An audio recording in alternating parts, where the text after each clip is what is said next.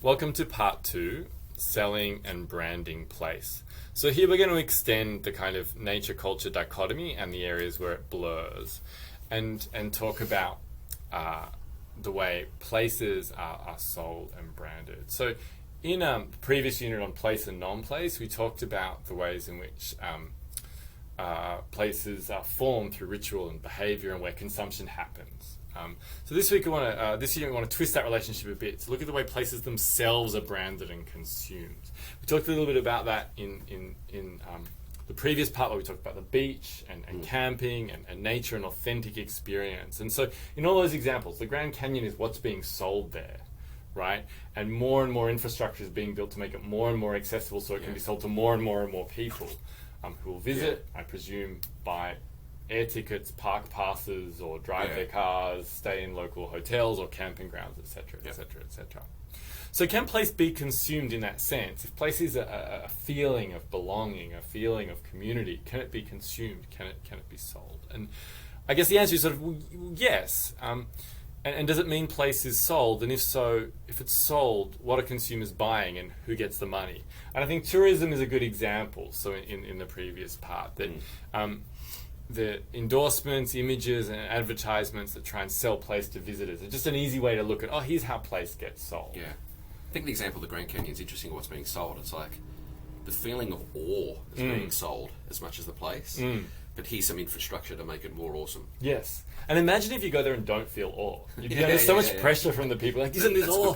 Like, drop your jaw. Isn't this the most amazing thing you've ever done? Well, there's nothing worse going to a place that someone's really enthusiastic about and telling you this is going to be awesome, and then you get there and you're like, it's all right. It's all right, So tourism is a really good way to see how this works. But it also happens at a smaller scale. So in this part, we want to talk about the ways images and pictures of different suburbs or neighbourhoods are utilised to sell place to consumers.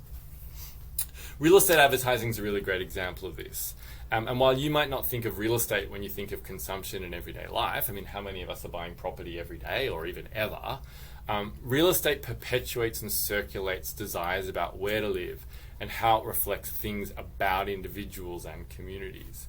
And so we talked about the tourist gaze before and how the tourist gaze projects certain expectations about a place, and almost on the backstage that gets filled up by different people, communities, etc., etc., etc.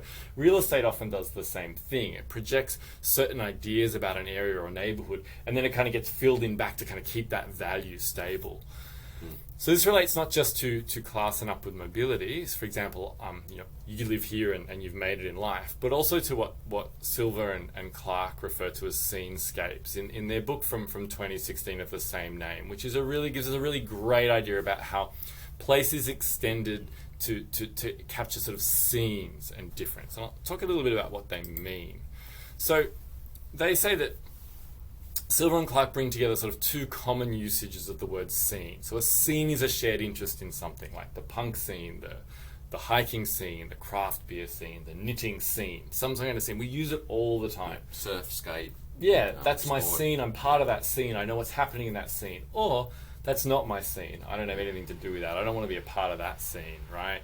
And then the second part, the character of specific places, the Byron Bay scene, the Beaumont Street scene, the Jesmond Hotel scene. So we relate it to shared interests, but also to particular places. And they take these two uses and extend them to thinking about how these are pegged to landscape, rooted in place, but also shaped by flows from other places, nearby and globally. So Arjun Appadura famously talked about scapes as places that bring in globalized things and recraft them and localize them. And through this, they generate a third meaning, the aesthetic meaning of place. Different places feel different, even across very short distances. And that's really important to their argument. We recognize where a scene begins and ends, often intuitively, and it's quite important to how they understand how cities are put together, how neighborhoods are put together, and even how small towns and smaller places function. A really good example of that would be just different nighttime economy places in the same place, Yes. The Oriental Hotel in Bull Street, Cookshill, feels and looks very different than, say, the Commie. Yes. Or then the Workers' Club around the corner, even though very much the same practices are going on. They're different scenes. And when you figure that out, you know where you'll feel in place and where you'll feel out of place. So it sounds really simple to us, but given so much work in sort of sociological thinking goes into this kind of thing, you kind of need a loose framework of like, oh, this stuff actually matters and you can analyze it and use it.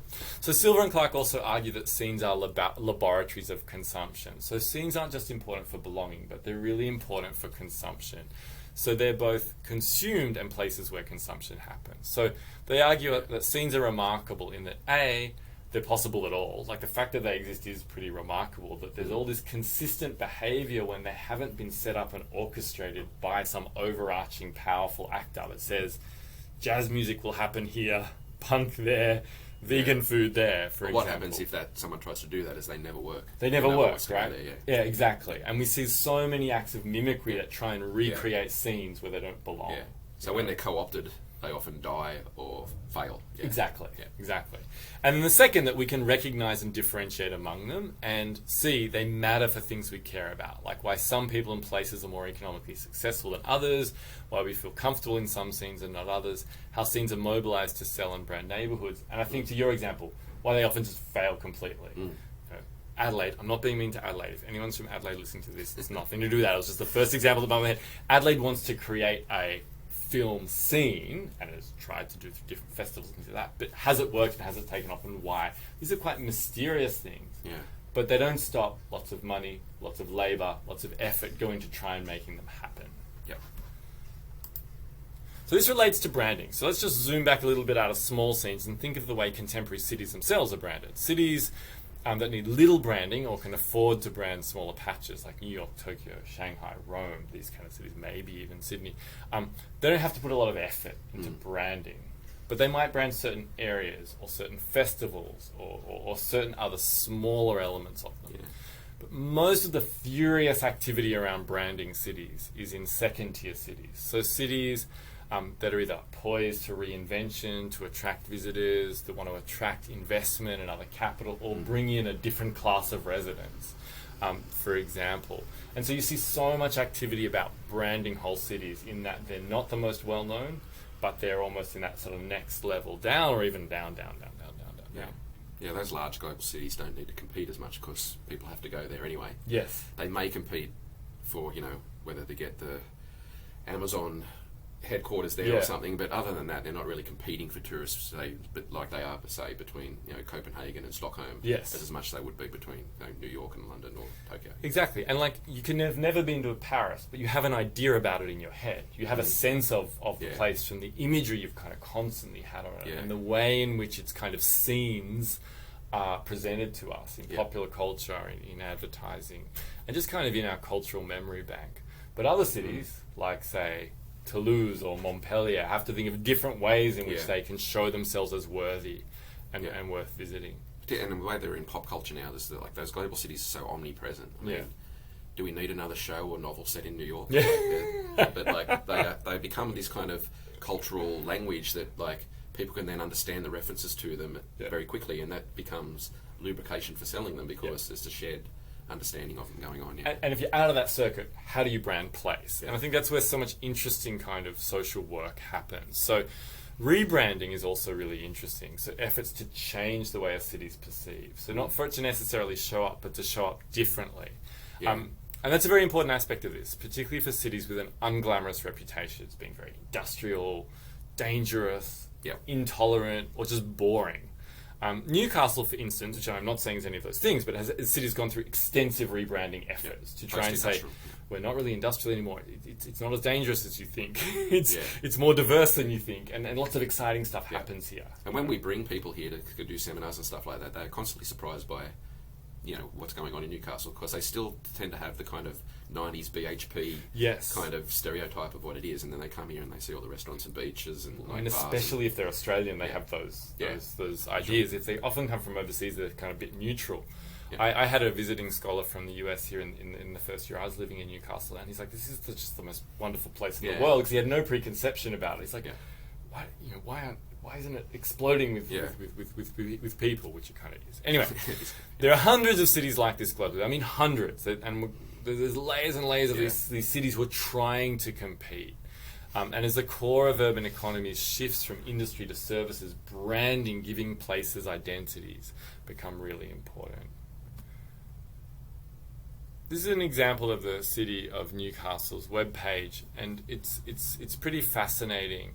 That if you have a look at the tab down the side, there's all these different ways you can find out things. And this is just the landing page about the city, that it's a smarter city, it's a living lab. Sounds familiar. There's lots of ways you can find different things that's user-friendly. There's got to be a picture of the coastline. There's a vision there. You should check all of that out. I just wanted to put this here to demonstrate the ways in which different terms that circulate globally end up being latched onto all over the world. So, for example, smarter living, a smart city. This idea of experimentation, creativity is really important. So even in those first two tabs, you've got the smart city idea, you've got the creative cities idea, and you've kind of got the entrepreneurial idea. You could do things that you might not be able to do in a bigger city, which is pretty fascinating way of rebranding a place that is often known for such different things. Yeah. And there's no pictures of coal on that page, for example, right? You don't want that to be at the forefront of how the place is despite it viewed. being the biggest coal port. Yeah. So there's two things I want to talk about here briefly that are part of global circulations of branding, the smart city and the creative city. So smart city is used to describe and label cities that use network technologies to increase a city's efficiency and therefore enable social, cultural and urban development. Newcastle's been part of Australia's smart city program, and in fact a lot of sort of second tier cities in Australia have benefited a lot from federal funding to become smart cities like Launceston, Darwin, etc. So cities that are not usually known as places of high technology have had a lot of investment in sensors, in apps that help with, say, parking and all these kinds of things, but also with trying to attract industries that are interested in those on a smaller scale. Smart city discourse swivels exclusively around what digital is or implies, so depending on what you think of digital really depends upon how you imagine a smart city. Leaving the city itself as a neutral and predetermined platform. So there's this idea that the city's just there to be made smarter. It's just be intervened. The city itself, its history, its character, that's not important. You can just upgrade everything. With technology. With technology. So Willis and Origi note the area of digital urbanization often appears so rapidly evolving as to permanently constitute uncharted territory, and this focus dehistoricizes the city, leaving the past overlooked or considered irrelevant. This is a picture of a rendition. It's not what it actually looks like, but the actual images are pretty close, of Masdar City in the United Arab Emirates, a city you've probably never heard of, but that wants to be one of the most high technology cities ever, where you don't need a car, you don't need money, you can move around the city in these pods. All the buildings are climate sensor controlled. It's no fossil fuel emitting, kind of every technological advancement you can see, but at the cost of very little, hard to establish a sense of place, hard to break any rules, hard to keep privacy over your data, all these kinds of things. It also seems to be covered in very expensive tiling. Yeah, exactly. But there's a mix there between old school notions of high quality building materials that kind of denote status, and then the mix then with kind of new technology. And a certain materiality of it. I have a friend in the US who's Turkish, Gökçe, who wrote a book about Masdar City, so it's been on my radar since then. It's pretty fascinating. What's also interesting is that corporate interest in the smart city idea is really strong, and in fact IBM ran a Smart Cities Challenge in 2010, I think, where cities from all over the world got to compete to get money from IBM, and Melbourne actually was one of the winning cities, and so they received then all of this money to remodel certain elements of their infrastructure, etc., etc., etc. The Indian government never wanted to just be shy about stealing ideas, stole the whole idea and awarded 100 smart cities within India through 2015. And what happened in India, and it's actually been part of some of my research, is there just weren't enough cities that qualified, so they just kept lowering the requirements of what you needed. Excellent. Until it ended up being just, people got a few electric censored light pedestrian walkways and stuff like that. They imagine the propaganda around it is that everything's going to look like this Masdar city, and it's going to transform the country and the economy, etc. However, I guess the point here is be aware of these ideas of smart cities and the way you see that language show up. It was at the forefront on the Newcastle page, but we don't imagine Newcastle to be like this. So what's the reality of that smart city like? And how does it also come back to material things, like the tiles, but also like the coastline, like nature? Where does that fit in?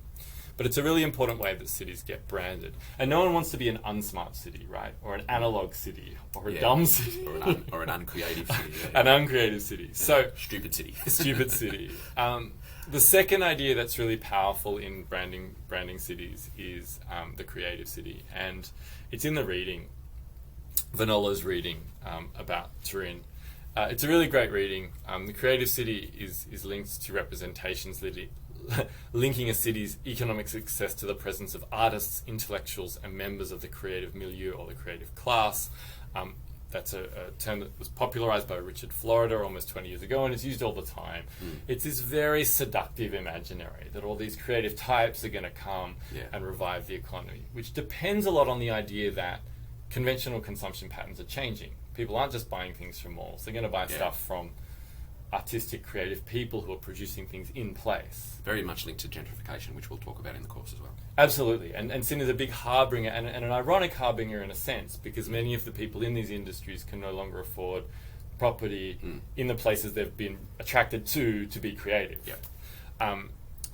Vanolo says that this discursive construction tends to implicitly support the idea that a city's lack of success may be due to the absence of members of the creative milieu, thereby legitimating creative policies as a means to achieve urban development. So cities do this in a lot of different ways. They'll allow lower rents in certain areas, pop-up shops in certain areas, shorter leases for things, money for festivals and support. So different ways in which they can get space populated by creative activity as much as possible. Even the murals and paintings you see on the wall, to give that feeling and that effect of scenes, right? Back to the scenescapes idea in street life. Note the funding is often for new things and to bring new people, often to the detriment of the people that are there. Absolutely. And then this is Vanolo's huge point, is that things are going bad here because we have the wrong people. we need these people. And again, although he talks about Turin, this is so common, it is so pervasive, this idea in policy, in marketing, that it's almost impossible to escape it. The right people being usually white middle-class people. Who are creative. And we're usually interesting eyewear. So it's not just in the realms of ideas and discourse. Vanolo argues that these representations have real-world impacts. They shape where people visit, where they settle, where they invest, where they spend money, but also how they imagine the places where they're living. And of course, that imagination, as you point out, can be positive. I love living here, great stuff's happening, it's really cool, and really negative. What is happening to the place I once knew that I can no longer afford to live in? They no longer have what I like to drink on tap. They no longer have this. And so, again, we're back to this idea of places being belonging and exclusionary for different people. Vanolo looks at how this plays out in Turin, in northern Italy, a city that's very industrial, previously associated strongly with the industry. Fiat, for example, talks a lot about it in the paper, but was actually the main centre of communism in Italy, and much more recently known for unemployment. So certainly a place that needed this kind of image transformation. And he talks about that around creativity, culture, smartness, new industry, not old industry, clean, not dirty, skilled, not unskilled, and gastronomy. There's this really interesting part of the article where Vanolo talks about Turin trying to invent itself as a kind of northern Italian regional cuisine, has a lot of pictures and images of restaurants, but he even makes the point of restaurants where very few local people ever eat or could afford to eat, etc., etc., etc. So gastronomy and taste become a really important part of that branding as well, particularly as food becomes such a pervasive part of consumer culture, from media we consume, and where we travel to and what we do. So Vanolo argues the way a city's branding shows a divergence between internal and external branding messages, a Turin for visitors and a Turin for residents that they have to live with every day. And finally, I really just wanted to draw attention to, this is not just a small idea that's in marketing agencies and city councils. There's this global overarching framework that UNESCO, for example, has used in what they call the UNESCO Creative Cities Network to promote cooperation with and among cities that have identified creativity as a strategic factor for sustainable urban development. Wow. 246 cities make up the network. That's a lot of cities placing creativity and cultural industries at the heart of their development plans at the local level and cooperating actively at the international level. So taking out all of that sort of necessary kind of international cooperation and harmony language, it's cities that nominate themselves and say, creative and cultural industries are at the heart of what we do. There's a really great video. I encourage you to check it out. I've just put a screenshot in there from one of the many ways you can sort through the different cities that are there. So there's a creative field you can choose. So I chose media arts, but there's lots. There's gastronomy, there's sort of handcrafts, there's all kinds of different ways. There's music, there's all kinds of different things. Music Adelaide comes up quite quickly for WOM Adelaide and the efforts they've gone to be a creative city. It's so fascinating about which cities come up, where they're spread, what they say about themselves, etc. You can spend a lot of time getting lost in this. But again, it's about selling and consuming cities, branding them, consuming place, but consuming it on this idea of creativity, cutting edge, the kind of things that many governments don't want its citizens doing in the way it funds education, but really wants them doing when it adds value to cities. And look at the cities there. York in the UK, again, looking for a sort of post-industrial image, rebranding. Gwangju in Korea, again, industrial scene of like a mass massacre of students in the early 1980s. Changsha, a sort of third-tier city in China. Lyon, a French city that's not as well known, doesn't have the same kind of captivating beauty. Sapporo in northern Japan. Tbilisi, the capital of Georgia. Košice in Slovakia. Linz in Austria. Guadalajara in Mexico. So cities that are really in that they're interesting and fascinating, but finding ways that they can separate themselves, stand out from the crowd. Stand out from the crowd. So I really encourage you to follow those links and play around on that site. Okay, we've got to the end of this section, and we'll come back and talk about beer. Yeah.